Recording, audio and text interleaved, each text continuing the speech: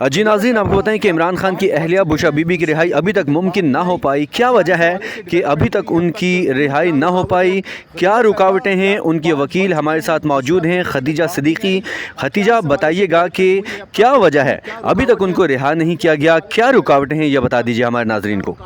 जी बिल्कुल, बड़े unfortunate state of affairs हैं। इस्लामाबाद हाई कोर्ट ने पोस्ट रेस्ट बेल का ऑर्डर जारी कर दिया। 12 बजे जारी हो गया, 1 बजे साइन होके ऑर्डर जो है वो स्पेशल कोर्ट पहुंच गया। लेकिन ट्रायल कोर्ट में बदकिस्मती से ना तो ट्रायल जज अवेलेबल थे, ना तो ड्यूटी जज अवेलेबल थे, और ना ही एडमिन जज अवेलेबल थे। तो अमले का कहना ये था कि मैडम, ये पहली दफ़ा हो रहा है कि पूरा जो फेडरल कॉम्प्लेक्स है वो खाली है और कोई भी जज अवेलेबल नहीं है साइन करने के लिए, तो हम भी बेबस हैं, हम क्या करें।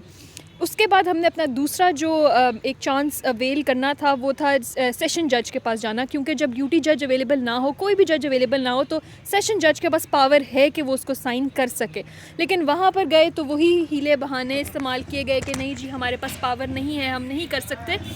लेकिन इस सब के बावजूद हमने नोटिफिकेशन निकाली और उनको दिखाया कि सेशन जज के पास कंप्लीट पावर्स हैं और रीसेंट नोटिफिकेशन है इसके ऊपर, लेकिन उन्होंने वो नहीं साइन की।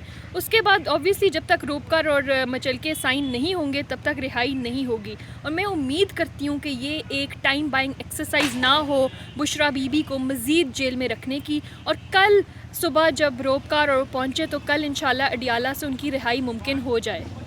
अब नेक्स्ट लाहेमल क्या है? क्या ये वजह तो नहीं थी कि लेट ऑर्डर आया जिसकी वजह से जो जज साहिबान थे वो वहाँ पर अवेलेबल नहीं थे? ये भी हो सकता है। और उसके बाद नेक्स्ट लाहेमल क्या होगा अगर कल भी रोककार जारी नहीं होती आप लोगों की?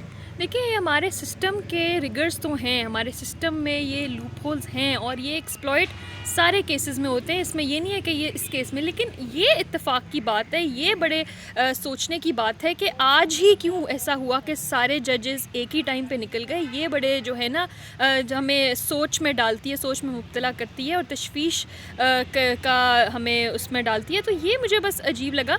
बाकी ये है कि कल अगर हो जाता है मचलकों वाला काम सुबह इंशाल्लाह तो रिहाई मुमकिन है और रिहाई हो जानी चाहिए। क्योंकि देखें, बुशरा बीबी के ऊपर जितने भी केसेस थे, 16-17 इन्होंने केसेस टोटल बनाए, उन सब केसेस में या तो वो डिस्चार्ज हो गई हुई हैं, या फिर उनकी सज़ाएं जो हैं वो मुअत्तल हैं, या फिर उनको एक्विट कर दिया गया है, या फिर वो ज़मानत पे हैं। अब ऐसा कोई केस नहीं है। इवन अलकादिर में भी वो पोस्टर्स बेल पे हैं, उनको बेल अलाउ हो गई भी है इस्लामाबाद हाई कोर्ट से। तो अब उनको मज़ीद रखने का कोई जवाज़ नहीं है।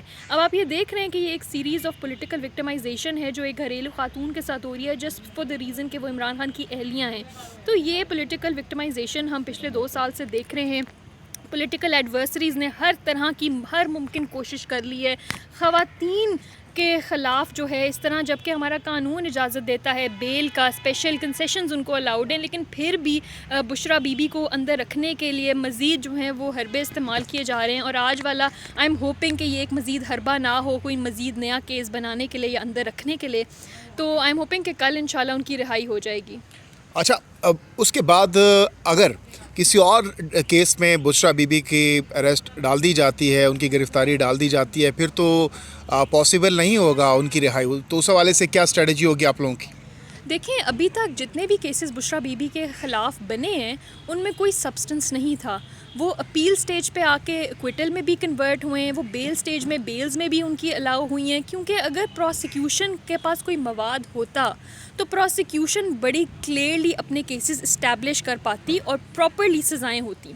लेकिन चूँकि हैज़र्डली रातों रात 1-2-3 दिन में, जब आपको याद होगा अडियाला जेल में इद्दत केस का ट्रायल हो रहा था तो रात 11-11, 12-12 बजे तक यही जजेस जो आज अवेलेबल नहीं थे, यही जजेस बैठते थे अडियाला में और ट्रायल करते थे रात 11 बजे तक। तो ये इनकी नॉन अवेलेबिलिटी के ऊपर जो है ना सवाल तो फिर बनता है कि आज क्यों अवेलेबल नहीं थे, जब एक मुलजिम की रिहाई का दिन था, जब उनकी रोप का साइन होने का दिन था, तो ये अवेलेबल क्यों नहीं थे। जब सज़ाएँ देनी होती हैं तो बैक टू बैक केसेस भी चलते हैं, बैक टू बैक सज़ाएँ भी सुनाई जाती हैं, पॉलिटिकल एडवर्सरीज़ अपना पूरा काम करते हैं, पॉलिटिकल विक्टिमाइजेशन करते हैं।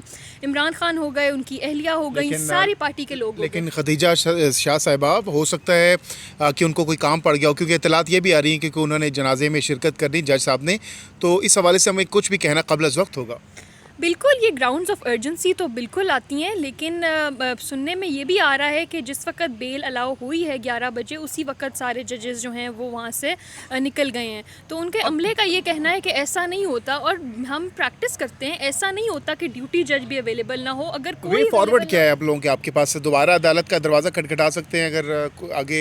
मुझे लगता है अदालत का दरवाज़ा खटखटाने की ज़रूरत नहीं पड़ेगी। कल इंशाल्लाह उनकी रिहाई हो जाएगी। अगर मज़ीद कोई केस बनाने की कोशिश की जाए और की गई तो वो वही केस होएगा कि जी उनको बस अंदर रखने और कोई झूठा केस मज़ीद बना दिया जाएगा या किसी पुराने मुकदमे में नामज़द कर दिया जाएगा।